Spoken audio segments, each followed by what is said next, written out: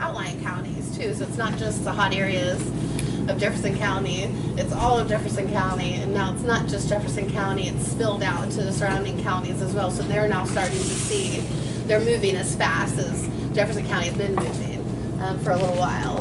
So what that means is that there are a lot of buyers out there looking for homes, and there's not a lot of houses out there for them to choose from. So when that happens, the buyers are forced to make a quick decision and really be in a situation where they don't have a whole lot of negotiating room. And what that's called is a seller's market. It favors the sellers.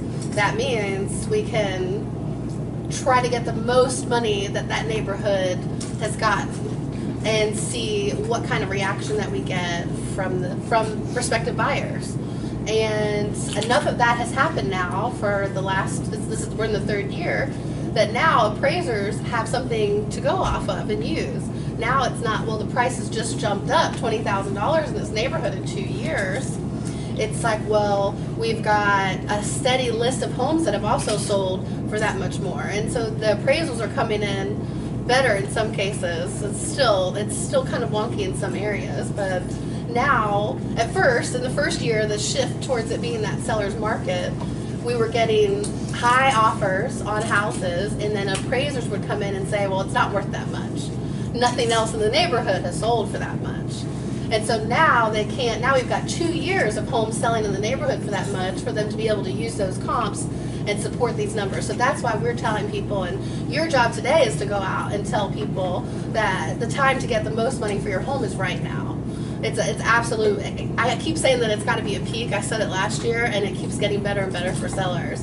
But as my opinion and my forecast is, as the interest rates increase and the number of sellers increase, as they realize this is the hottest time for their home to be on the market, it's going to level out. And it's been historically, this shift towards sellers is unprecedented in this Louisville area. It's never happened. Even with realtors that have been in the business for 30 years, houses are selling in less than 24 hours with multiple offers.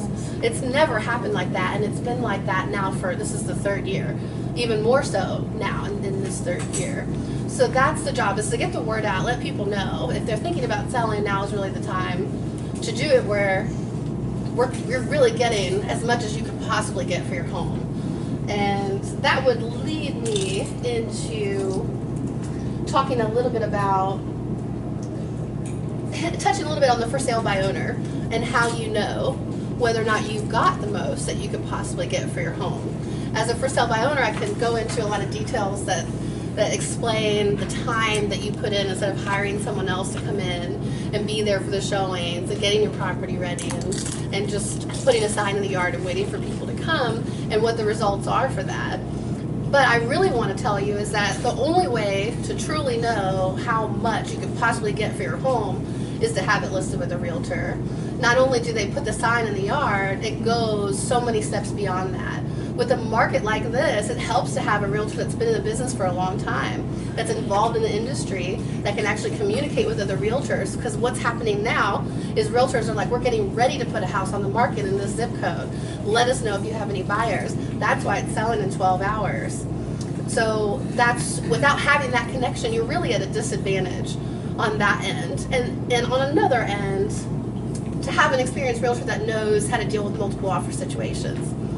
So you don't know whether or not you've gotten the most if you've just accepted the offer that looks the best to you. We can now communicate with all the other showings that came through, let them know we have other offers, and what we do is draw a multiple offer situation out. Because that's the best situation for a seller to be in, is to compete, to have buyers competing. They're just going for top dollar.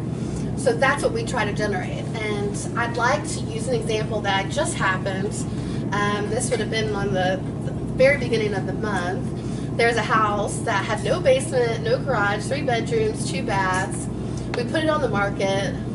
We went a little higher than they thought they wanted to get based on what the houses have sold for. And it's always sort of a test when you put it on the market and see whether or not you get showing requests. I mean, there's certain ways to know how well you've priced the home. And this home did really well. I chose to say we weren't going to look at any offers until 4 days from now. So that gave buyers time to come in and look at the home. It gave me time to have an open house. It gave me time to increase a lot of interest on that property. And as soon as we got one offer, we had several people say, well, let us know if you get an offer. They weren't ready to make the offer then. Because realtors go back and forth with the agents, they get feedback. How was it? Why aren't they writing an offer? Is there something we can do? When you have that rapport and you do that by having the right realtor, they can actually say, well, we've just gotten an offer. We have to respond, by this time. If you want any kind of possible shot at it, you have to give us an offer very quickly. And so that's what we did, and we got 4 offers in 72 hours. I got to have my open house. We sold it on Monday with $20,000 over asking price. And again, just a regular 3-bedroom, 2-bath house. Nothing special about it other than it was in good condition. And so that comes into a little bit how we price and value the homes. But I just want to stress that they didn't think they were going to get what we listed it as.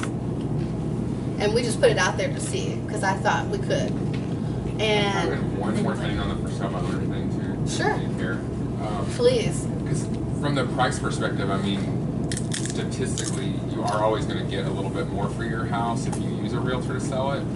But like, set that aside, from the lending perspective and the experience, we see a lot of nightmare, really difficult communication issues. And it's happening more than we've seen in the past because people hear about, oh, I can sell my house for so much more. I don't need a realtor. I'm just going to throw a sign in the yard and sell it myself. Well, then the buyer gets a home inspection and there's something wrong with your furnace that you didn't really know about. Or, this is even better, there's something wrong with your basement that you did know about, but you thought you didn't have to tell them, and it comes up. And then you get into legal issues of liability and communicating those things between two very emotionally invested parties. The buyer's so excited about the house, they love it. The seller's lived in the house since their kids were babies for 20 years, and they're very emotionally invested in getting the most they can for this thing that represents their emotions.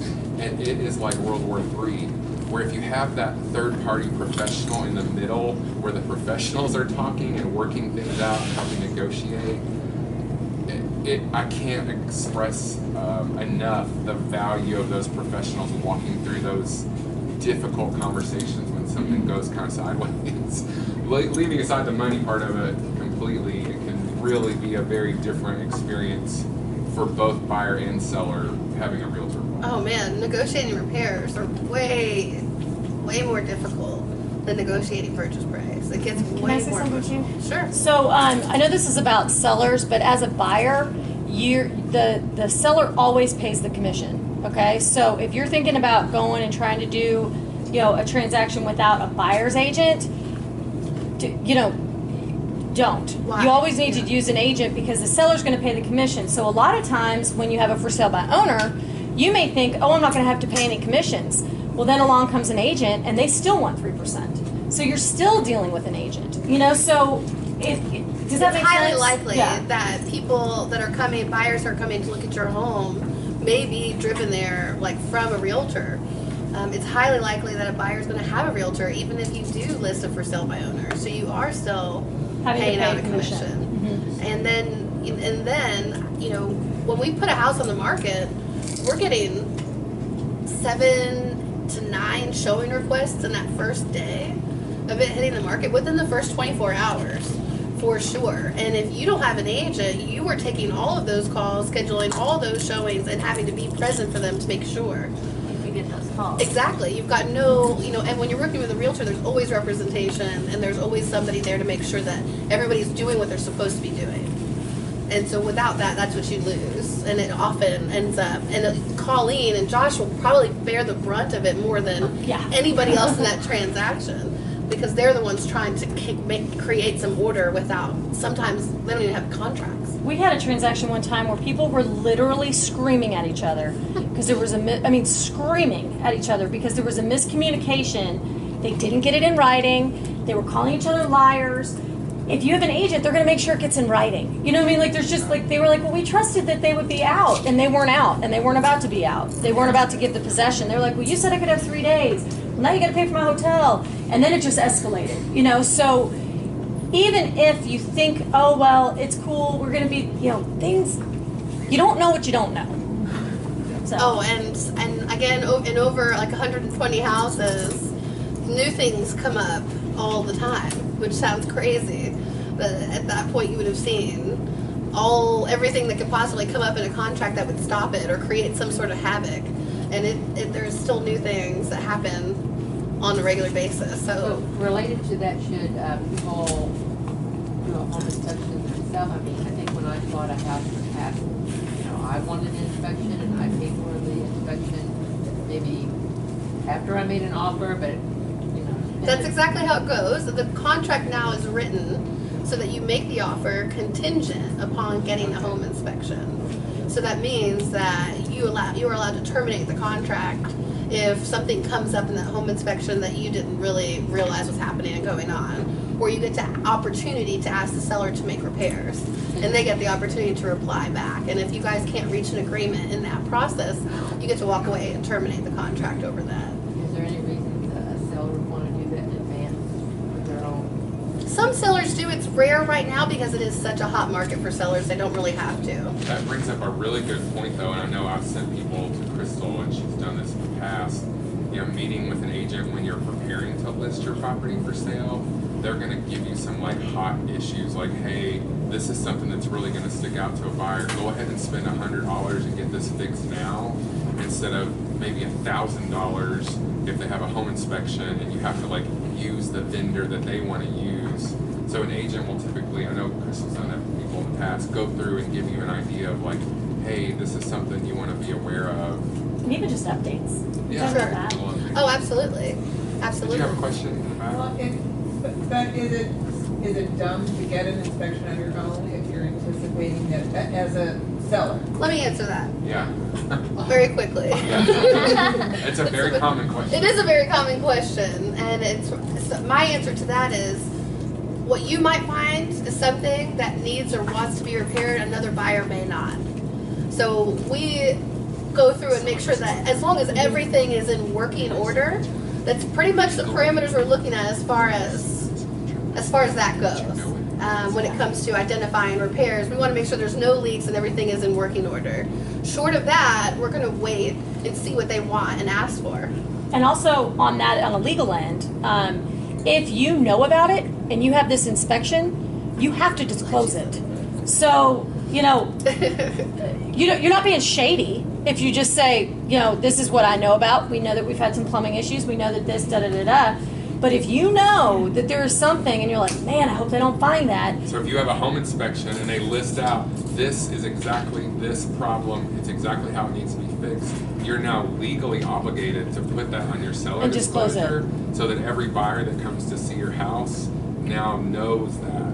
So that is one reason I've had people who say, I don't want to have a home inspection before I list, because there could be things that you don't necessarily want to put on that seller disclosure and scare people off. Because unless you're an inspector, you wouldn't know it. Right. You know, and a good inspector is going to bring it up to the buyer, and then the buyer gets to weigh whether or not it's important to them. And The buyer might be a prioritize. plumber that can. Right. And they may be Right. like, that's no big deal. I'll do that Or their myself. dad's a Yeah. construction worker Yeah. and is like, no big deal, I can fix that, who cares? Or there's something bigger that they'd rather focus on, and all these other little things aren't as important to them. Yeah. You really open yourself up just to doing more than what you need to, and a lot of liability, and disclosing, kind of turning away buyers, basically, in that respect. So then a follow-up to that is, what I had questions about is when you do say, okay, we're gonna list your house for, you know, $450, and as this, I'm just throwing out. I like that number. And the seller is, or the buyer is like, okay, I want to do that, but what if the appraisal comes back less and they have to do, because Well- that's what I keep hearing, is the bank won't cover that No, amount. they won't cover that amount, and I find that we have some realistic conversations on the front end about that. Just like I did with that seller who wanted I kid you not, like 185 for that house, and we listed it at 190, and we got 215. So. Right, but what if the person buying the house? So can't now get we're at the mortgage? point, well, prior to putting it on, and even at 190, we had this conversation saying, even we may get a buyer at this price. However, if it doesn't appraise, we're going to be put into a position where we potentially have to lower this price down to the appraised value. That's really the option that a buyer is going to want first and foremost. And then we talk about different ways to offset that. Maybe you agreed to pay closing costs, $5,000 in closing costs, and oops, it doesn't appraise for $5,000. Like it comes in at $5,000 less. Well, you've got some other ways to negotiate to not create just a $5,000 hit to that seller. And so that's what you want to keep in mind is just it has to appraise. And if it doesn't, they get to renegotiate that price down to the appraised value or walk away. Or in some cases, I've had it where it's such a hot seller's market, they had 7 offers on a house and it didn't appraise. It was like $10,000 off the appraised value. And the seller's like, well, if you won't do it, we had 3 other offers that was willing to do it, and one of them is cash. So if you can't come up with this money, because that's what a buyer's forced to do. If the seller won't reduce that price, the buyer has to pay the difference of that appraised value out of pocket. So, and that's not really reasonable for a lot of people to do, to just pay an extra $10,000 in addition to their down payment or in addition to all the other expenses that you have there. Can you describe that point by point? Because this is what I've come across with a couple of friends. We've been talking about this very thing. Okay. And I kind of get it, but kind of really fast. Yeah, perfect example. So literally, buyer or seller, I want to sell my house for $450. It appraises at $400, but the person was willing to. I'm just throwing this out. So that's a devastating loss right there. My eyes got big. I was like, $50 is a lot to come together. I want to sell Bring for the cash. $450. The buyer it appraises for $425, but the buyer was willing to do $450 because they really want the house. Okay. But they can't come up with the money. So the first thing the buyer's agent is going to do is say, seller, it didn't appraise. We agreed to pay $450. It only appraised for $425. We want you to reduce the purchase price down to $425. And you're like, That's it. sorry about your luck. So, well, as a seller, it's like, well, it's $425. How are we going to get there? Because any other buyer that uses a bank is going to have it appraised. It's Right. likely going to come up again. If So- someone doesn't have the cash or Right. a good down payment. Which maybe happens like less than 5% of the time when someone actually have the cash to pull out. And I've seen it happen. I was shocked, but they did it and they wanted it. But I would never advise that. It wasn't my client that did it, because you're then under on the house. It's going to take a lot more time for you to actually get an investment, or make a good investment out of that, because you're already paying more for it than what it's valued at. And you're going to have to wait over time for it to climb up to that value and then get the same amount of money that you paid for it at the end of the day. And that's not really what you want to do. It's not a smart investment. So what happens is the seller's like, well, we sold it to you for $450,000 and we agreed to pay $10,000 in closing costs for you. We agreed to buy you a home warranty. We agreed to pay $5,000 in repairs that you wanted. So if you want us to come down to that number, we want you to come off of all of that. And we come up somewhere in the middle. And, it really just depends on the agent at that point, who's representing the buyer and how hard they're willing to push. Because at that point, the buyer's also really wanting that house too. They don't want to walk away. And it's really more about how that agent chooses to represent their client and advise them, really, on what they think, how they think they should respond. And I'd say 8 times out of 10 it gets sorted out. And the times that it doesn't, the contract gets canceled. Josh, we talk about the timeline of when the appraisal comes in relation to when the contract's signed. Yeah, so Because it could be like last minute. It is. sometimes. you It's sign in the last third. Sign the contract, order your home inspection right away to make sure, the home inspection is not required, but it's very strongly recommended. It's for the buyer's protection. So order that home inspection. It takes, 5-7 days, whatever, for that to come back. Under. 10 to 12 is usually what And gets then we negotiated. order, once the home inspection's back, once you know everything's okay with the house, or you found some arrangement that's agreeable between the buyer and seller, we order the appraisal. Most appraisers right now are taking 7 to 10 business days from the day we order it. So that could be another 2 weeks.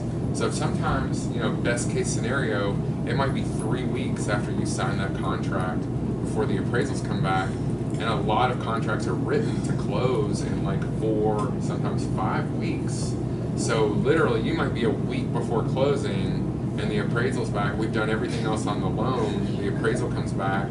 You know, as a seller, you've made arrangements to buy another house, or move into a rental, or you're moving out of state. You've got movers lined up, and as a buyer, same thing. They're making arrangements to close on that house and move in, and then you've got this huge hard stop of an appraisal. That's I mean, come nothing is back. going to stop a contract faster than a $12,000 deficit. Yeah, And you may have already done home improvements too. So you may Right. have changed out that hot water Maybe heater, you weren't or- giving them money Yeah. for the repairs. Maybe you already did $5,000 worth of repairs. Right. There's a lot of different ways And that's just lost. that this comes out. This conversation is also very, very different now than it was 5 years ago when it was a buyer's market. 5 years ago in a buyer's market, if you had asked that question, everyone sitting here would have said, the seller lowers the price to the appraised value. Nobody pays more than the appraised value for a house, ever. Well, we do see that now. I mean, I've had multiple transactions this year. I just had one where a couple moved here from California, and it was actually close to here in Hurstbourne. The house appraised for $35,000 less than the sale price because of an estate sale that made all the homes around it look like they were worth less. It's a valuable, it's a true value because it sold for less. Well, the people from California had gotten like $100,000 more than they thought they were going to on their house in California, which is a really hot market. So they were like, you know what? We don't care. We need to close on this. We got little kids. We can't be bothered with being in a hotel with little kids and a dog. We'll just make up the difference. Because they knew there were 3 backup offers on the house. One of them was cash. They paid the difference. So they paid their normal down payment plus that additional difference. And so the seller got. The seller got over every amount. penny that they wanted because they were ready to move on to that backup Got it. offer of cash. Okay. If But that these doesn't people always didn't happen. perform. No. Like I said, less than 5%. It does not happen as Yeah. much, but in a seller's market, if you're thinking about selling, It's happening. Again, this is the time where you can. This is or why we're something trying in to the tell middle. sellers that this is happening. Yeah. Tell people that you know and care about that have talked about it that this is really happening right now. They're selling. That's what selling in 12 hours with 4 offers means. Do you know how fast somebody had to leave work, go see that house, and decide right then and there before somebody else comes in? Like that's how I represent my buyers. If they're in a market where they don't like anything that's out there right now, and we have to then realize that we're gonna have to jump on something that hits the market that quick. I'm looking at something every day, and if something comes up, sometimes getting them there on their lunch hour is the difference versus waiting for people to get off work. And I think it really just comes down to the experience that you have in dealing with multiple offer situations. Almost every offer I've written in the last 2.5 to 3 years has been multiple offer, save for maybe what I can count on these 2 hands that weren't in multiple offer situations. So And then that's these buyers are like not being able to get off work. That by the time they get off work, it's already sold. Yeah. So as soon as they see the house that fits all their criteria, they're like, we don't care. Like we need it. We'll come up with the difference. Or unless it's an impossibility. Sometimes you need those closing costs. Sometimes, So if you guys are buyers, stay away from her houses. I get it. well, I'm only like this because I've represented so many buyers in that situation. Truly. You better on that. It really does. That is because I come in and say, this is what a buyer is going to value the property. Is there a crack in the driveway? Do I need to fix that? Probably not. Buyer's not going to be looking at that. Maybe you should add a backsplash to your kitchen and kind of set it off a little bit and try to get the most that you can out of your subdivision. And by coming in and looking at the home and seeing like where you could put the right money, if you're really trying to do as little as possible to get as much as possible, we have to come in and take a look and see, where you can cut corners. Maybe not replace that carpet, get somebody in to stretch it out. It's gonna look really good. Get it clean, it's gonna look like new, and you save some money there. So it really just depends, and that's a difference of having somebody come in there and make it and show, what you need to do to get the most money. And it's not, I sit there and say, this house sold for $330,000 in your neighborhood. This is what it looked like. Let's compare your home to that home and see, where the gap is there. Are you willing to sit there and put another $25,000 into it to possibly get that much more? Or are we going to just stick in this realm and you're going to do a backslash and we're going to list it at this price? So, I'm sorry, I'm asking a lot of questions. No, I love it. You're fine. Those are good. So, So what are you advising people about that thing I brought up about the valuation? Because we bought our house 2 years ago, June, we paid X amount, and the valuation is now 70,000 more than what we bought the house for. And the house, there's been a couple of houses that have sold, it's Old Taylor Place. Well, there's ways to fight it, just like you could fight an appraisal. There are things that you can do as a seller to be like, especially if you have an agent that has taken the time to pull all the comps and say, this is why I justified this price. You know, if it's that far off at $35,000, if I'm representing a seller, I'm going to be like, listen, here's the comps. Let's see what we can do. Let's try to fight this. And you can do the same thing. On the flip side, Yes. try to get it down. So you can appeal With your tax that, evaluation, on that's your- 70,000. On the letter that you receive, Yeah. there's information about how you can appeal the value. Now, it's a catch-22. Yeah, 'cause, because like, I kinda like that my house is gonna Right. be worth more. it's a great thing I think that it's a your good thing if value, your I'm investment that you made in the house is paying off. Yes. That means other homes in your neighborhood Yes. have sold for a lot more in the past couple of years since you bought the house. So, long term, it's a good thing. So I know, it is a I still don't want it. catch-22. And we did redo our kitchen and things like that, so I sort of felt worried about opening up Pandora's box a little bit. Am I, if Well, I that's the thing. appeal it? If you However, appeal yeah. it, they can send someone out to actually look at the house, and they Might can hire. be like, "Oh, well, you updated this kitchen. We're gonna, no, you're gonna pay this," or they. I don't think they would Without actually them go even for knowing it. we updated our kitchen. Like, that's what Well, I- and it's your not based neighborhood's on that. gonna It's just hire. based They on do the have- They only know you did something if you get a building permit. or if you did, Oh, yeah. well, there were, I guess they had. I mean, if you've got building permits, they That's have. the right thing. You're on the good Okay. side of that. A lot of Yeah. people try to skirt that. Yeah. Yeah. However, we don't rarely base what a property value is at based on that property valuation. It's not. It's, I know, because it's usually. So it dollar, really right? just well, Right. it can vary greatly. I've seen it be grossly inaccurate in both directions. So if you went and fought it to Yeah. get it lowered so that you pay less on taxes, that does not necessarily mean that it's going to affect you if you had to sell your house, that you would Yes. have to sell it for less. As a matter of fact, please don't think that that's how your home is I valued. figured that. Yeah, it does. I It's, figured it But I've had rarely people who ever say matches that. up. They're worried about appealing it because then, well, what if I can't sell it for so much if I need to sell it? And they're two totally separate things. Absolutely. So And yeah, absolutely. if you if you want to appeal it, they're going to want you to find multiple homes in your area of similar square footage that have sold for less than that. Mm-hmm. And that's something a realtor can help you with also. So are realtors willing to do that even if you're not going to sell your house right now? Because I don't want to use people. I mean, I know, like, I've gone to Crystal and asked her to help me with stuff like that, and it's more of a, like, you do the right thing to help somebody It's out. a courtesy thing that if you like them, you can pass there. It's a good karma thing. Like, you help somebody because it's the right thing to do. Maybe somewhere down the road, something good comes from it. So, yeah, most realtors would help you with something like that. I agree. And it's right now, really, the only way for you to really know how much your home is worth is to reach out to a real estate agent and have them do the research, have them bring them in. That should be something that you use when you interview your realtors. You should never just go with the first person.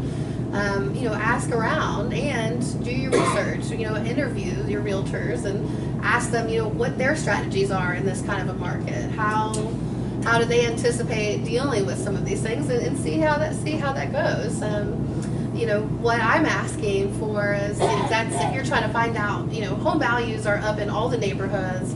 If you're trying to determine how much your home is worth, that you reach out to a realtor and ask that question and start that conversation. It's better to know now and try to determine, what you're going to do, because it's not going to stay here in this moment for sellers. It's not. It can't exist like that.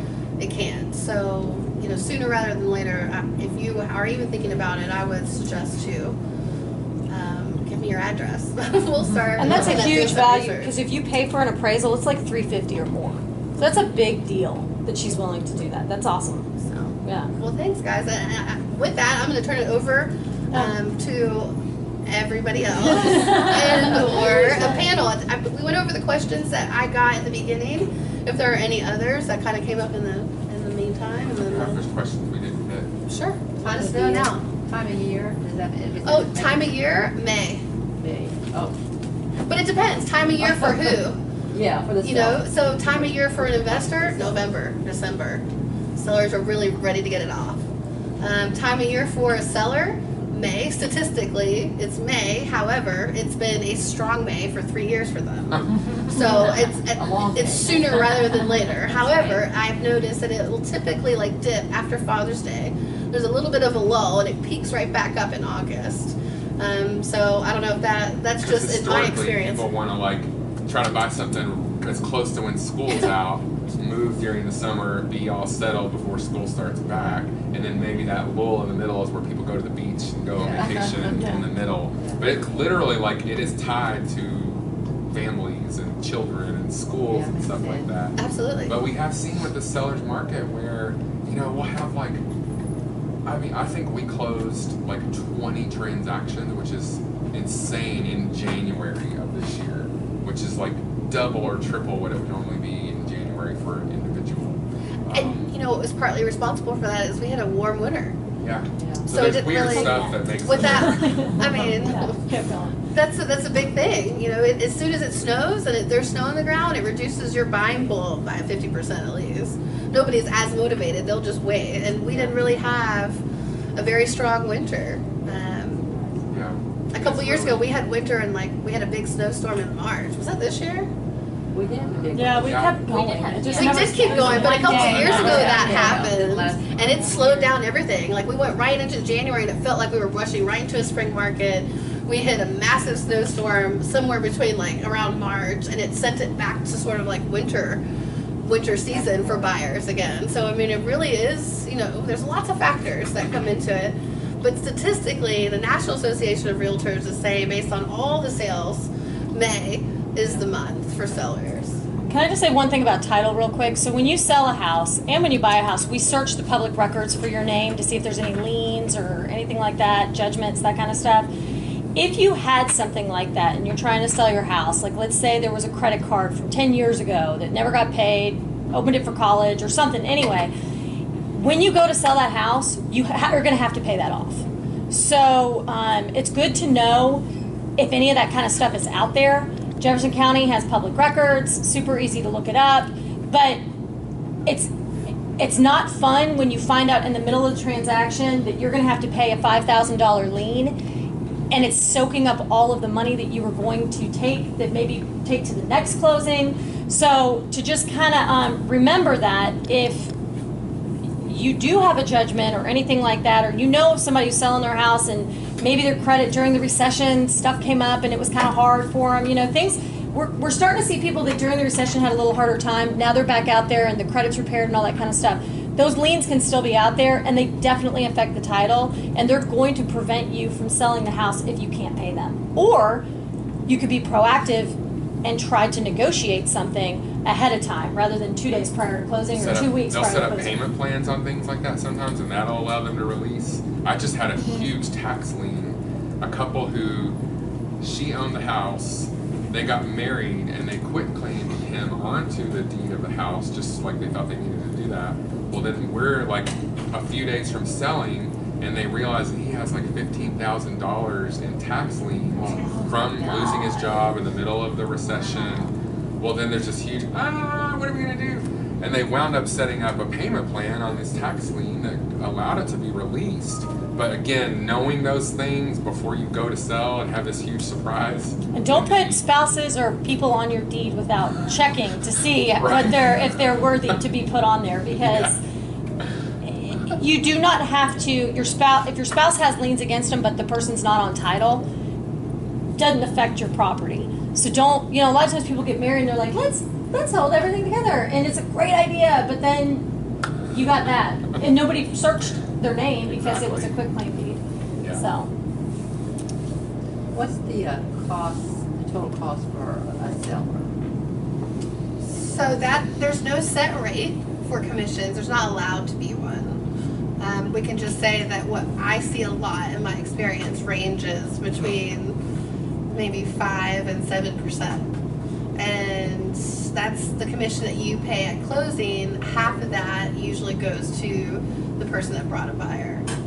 And that's typically that. And a lot of times buyers will ask you to pay their closing costs. So we usually see anywhere between $3,000 and $5,500 on that side. They have to specify an amount. We don't just say we want you sellers to pay for my buyer's closing costs. There has to be an amount. And so that's usually typically that. And they have a little bit of their own closing costs. It's nowhere near.